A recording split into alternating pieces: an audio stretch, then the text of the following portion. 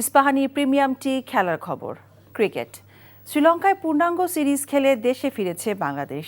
এই দলের ওপর আস্থা রাখার আহ্বান জানিয়েছেন ম্যানেজার নাফিস ইকবাল। লঙ্কানদের মাটিতে টি-20 সিরিজ জয় খুবই গুরুত্বপূর্ণ বললেন তিনি।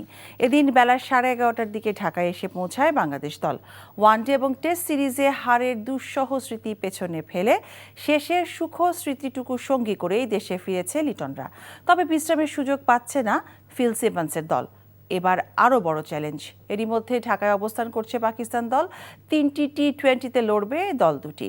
আগামী 20শে জুলাই শেরে বাংলা জাতীয় ক্রিকেট স্টেডিয়ামে গড়াবে বাংলাদেশ পাকিস্তান সিরিজের প্রথম টি-20। এরপর 22 এবং 24শে জুলাই একই মাঠে সিরিজের বাকি 2 ম্যাচ অনুষ্ঠিত হবে। ফার্স্ট ম্যাচ টি-20 সিরিজে হারার পর the way we played, I thought it was clinical. খুবই ভালো পারফরমেন্স ছিল।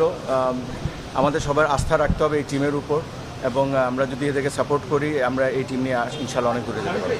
অনেক মোটিভেটেড। এই ধরনের victory is always important for a team, specially যেই পিরিয়ডে আমরা যাচ্ছিলাম। এই রেজাল্টটা বাংলাদেশের জন্য, দেশের জন্য বলেন বা প্লেয়ারদের জন্য বলেন বা বোর্ডের জন্য বলেন, ইট ওয়াজ ভেরি ইম্পর্টেন্ট। বান্ডেল থাকলে প্রতি সেনমানিতে টাকা বাঁচবে। বিকাশ সেনমানি বান্ডেল কিনে জিতুন প্রতি লেনদেনে।